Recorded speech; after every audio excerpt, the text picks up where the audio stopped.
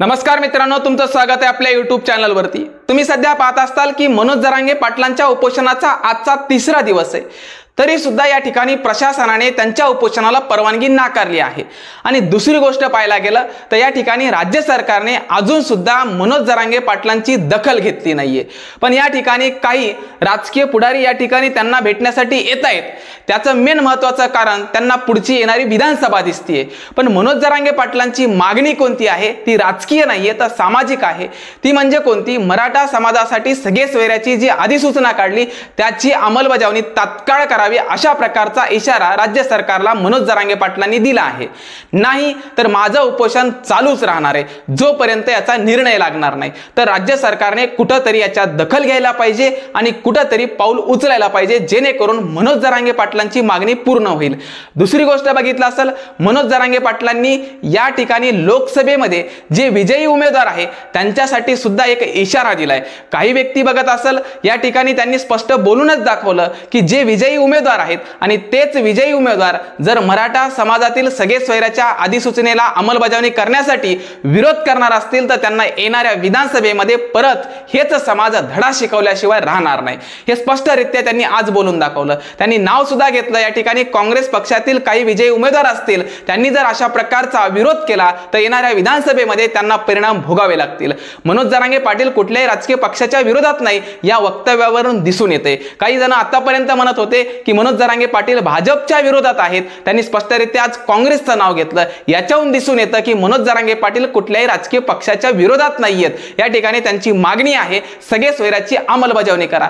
जे कोणी सगळे सोयऱ्याच्या अंमलबजावणीच्या विरोधात आहेत 100% मनोज जरांगे पाटील त्याच्याच विरोधात आहेत। मग ते कोणत्याही पक्षातील असो किंवा कोणत्याही राजकीय नेता असो, यावरून दिसू शकतं। कारण काही जण म्हणत होते की मनोज जरांगे पाटील काँग्रेसच्या बाजूने बोलतायत, पण त्यांनी आज स्पष्टरित्या सांगितलं की काँग्रेसमधीलच काही व्यक्ती जर विरोध करणार असतील त्यांना सुद्धा येणाऱ्या विधानसभेमध्ये परिणाम भोगावे लागतील। म्हणून एवढ्यावर लक्ष घ्यायला पाहिजे की मनोज जरांगे पाटील कुठल्याही राजकीय पक्षाला धरून बोलत नाहीयेत किंवा कोणत्याही विशिष्ट पक्षाला विरोध करत नाहीयेत। त्यांचा विरोध एकाच गोष्टीसाठी आहे, तो म्हणजे कोणता? की सगळे सोयऱ्याच्या अंमलबजावणीसाठी जो महत्त्वाची अडवणूक करेल त्यालाच परिणाम भोगावे लागतील। एवढ्या गोष्टीवर लक्षात घ्यायला पाहिजे राज्य सरकारने। मनोज जरांगे पाटलांची मागणी ही कुठल्याही राजकीय दृष्ट्या नाहीये, ती सामाजिक दृष्ट्या आहे। ती म्हणजेच कोणती? सगळे सोयऱ्याची अंमलबजावणी तात्काळ करा। दुसरी त्यांची कुठल्याच प्रकारची मागणी नाहीये। पण या ठिकाणी मनोज जरांगे पाटलावर सगळ्यात महत्त्वाचा ठपका काही विरोधक लावतायत, ते म्हणजेच कोणता? जातीयवादाचा।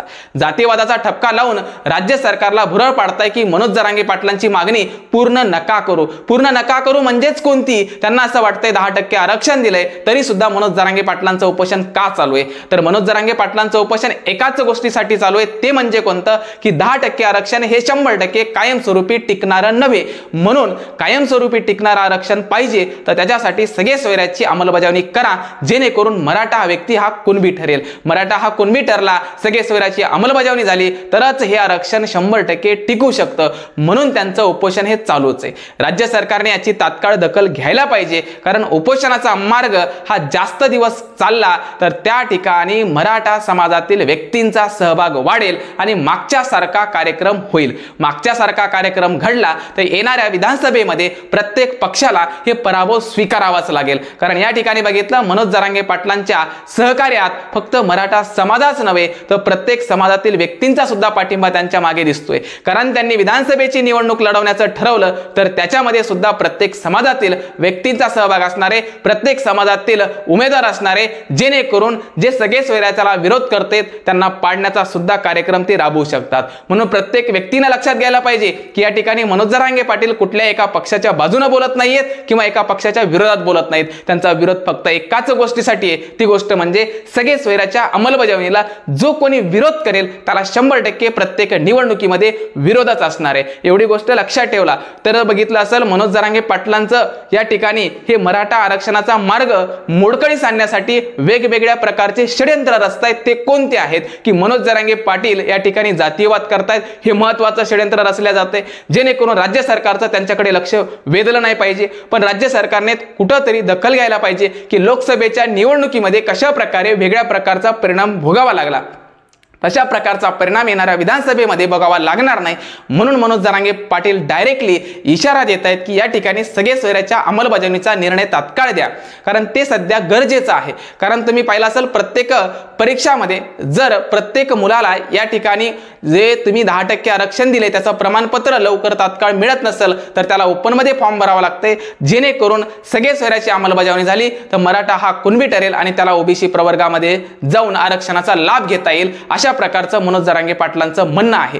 त्या म्हणण्याकडे कुठंतरी राज्य सरकारने लक्ष द्यायला पाहिजे आणि हा उपोषणाचा मार्ग मनोज जरांगे पाटलांचा सोडला पाहिजे. कारण हे उपोषणाचा मार्ग जोपर्यंत तुम्ही याच्यात दखल घेणार नाहीत तोपर्यंत चालूच राहणार आहे असं मनोज जरांगे पाटलांनी स्पष्टरित्या सांगितलंय. आणि उपोषण का करतायत काही जण बोलून दाखवतायत. मनोज जरांगे पाटील स्वतःच्या स्वार्थासाठी उपोषण करत नाहीये तर समाजाच्या हितासाठी उपोषण करतायत, जेणेकरून कायमस्वरूपी आरक्षण टिकलं पाहिजे. आणि कायमस्वरूपी टिकणारं आरक्षण ते म्हणजे कोणतं? सगळे सोयऱ्याची अंमलबजावणी करा आणि मराठा हा कुणबी ठरवा, जेणेकरून त्याला प्रत्येक परीक्षामध्ये आरक्षणाचा लाभ घेता येईल आणि ते 100% कायमस्वरूपी टिकू शकेल. हीच त्यांची मागणी आहे. जर ही मागणी पूर्ण झाली तर येणाऱ्या विधानसभेमध्ये कुठल्याही प्रकारचा उमेदवार देणार नाहीत, कारण त्यांचा मार्ग हा राजकारणाचा नव्हेच, त्यांचा मार्ग आहे समाज हिताचा. आणि समाज हिताची गोष्ट आहे ती म्हणजे आरक्षणाची. आरक्षणाची गोष्ट सुटली तर कुठल्याही प्रकारचा राजकारणाचा मार्ग ते स्वीकारणार नाहीत किंवा राजकारणाच्या मार्गावर चालणार नाहीत. हा फक्त एक तुमच्यासाठी दिलेला इशारा होता, जेणेकरून कुठंतरी या मागणीकडे सर्वांचं लक्ष लागलं पाहिजे. कारण इथं बघितलं असेल लोकसभेमध्ये कशा प्रकारे मनोज जरांगे पाटलांनी विरोधकांचा पराभव घडून आणला. त्यांनी एकच वाक्य बोलून दाखवलं की सगळे सोयऱ्याचा जो कोणी विरोध करणारा होता त्यांना 100% पाडा, पण नाव घेतलं नव्हतं. काही जण व्यक्ती म्हणतायत की यांचा विरोध फक्त एका विशिष्ट पक्षासाठी होता, तर विशिष्ट पक्षासाठी नव्हता, त्यांचा विरोध हा सरकार विरोध होता. आणि सरकारच्या विरोधात तुम्ही बघितलं असेल कोण व्यक्ती असतील ते तुम्हाला माहिती असेल, पण या ठिकाणी कुठल्याही समाजाच्या विरोधात त्यांनी लढा उभा केला नाही किंवा कोणत्याही एखाद्या विशिष्ट व्यक्तींच्या विरोधात उभा केला नाही. त्यांचा हा लढा उभा केलाय तो सरकारच्या विरोधात आहे, कारण सरकार त्यांची मागणी पूर्ण करत नाहीत. ही गोष्ट लक्षात ठेवा, जेणेकरून ही गोष्ट ज्यांच्या लक्षात आली तर समाजातील तेढ कुठंतरी कमी होईल आणि जातीवाद कुठंतरी संपेल. कारण मनोज जरांगे पाटील या ठिकाणी कुठल्या जातीच्या विरोधात बोलत नाहीयेत, ती समाजाची मागणी सरकार पुढे ठेवतायत आणि समाजाची मागणी पूर्ण होईपर्यंत त्यांचं उपोषण चालूच आहे. हे कुठल्याही प्रकारचा जातीवाद नव्हे किंवा कोणत्याही समाजातला तेढ नव्हे, पण काही या ठिकाणी विरोधक असतात ते षड्यंत्र रचतात आणि मनोज जरांगे पाटलांचा डाव, या मनोज जरांगे पाटलांचा उपोषण कुठेतरी संपवण्याचा प्रयत्न करत आहेत. हे सुद्धा प्रत्येक व्यक्तीने लक्षात घ्यायला पाहिजे, जेणेकरून मनोज जरांगे पाटलांच्या विरोधात काही विरोधक भडकवण्याचा प्रयत्न करतायत की मनोज जरांगे पाटील जातीवाद निर्माण करतायत, म्हणून या ठिकाणी समाजातला तेढ वाढताना दिसतोय. लोकांनी लक्षात ठेवा, मनोज जरांगे पाटलांचा कुठल्याही समाजाला विरोध नाहीये, पण त्यांचा विरोध आहे तो सरकारला, जेणेकरून सरकारने सगळे सोयऱ्याची अंमलबजावणी करावी. याच विशिष्ट गोष्टीसाठी मनोज जरांगे पाटलांचं उपोषण चालू आहे आणि त्याच गोष्टीसाठी मनोज जरांगे पाटलांनी आज इशारा दिलाय की जे कोणी विजयी उमेदवार आहेत त्या विजयी उमेदवारांनी जास्त प्रमाणामध्ये विजयी झाल्यामुळे भारावून न जाता मेन महत्वाची मागणी कडे तुम्ही सहकार्य करा, जेणेकरून लोकांनी तुम्हाला मत टाकली आहेत, जेणेकरून लोकांनी तुमच्यावर आशा दाखवली की तुम्ही सगळे सोयऱ्याच्या अंमलबजावणीसाठी सहकार्य करताल.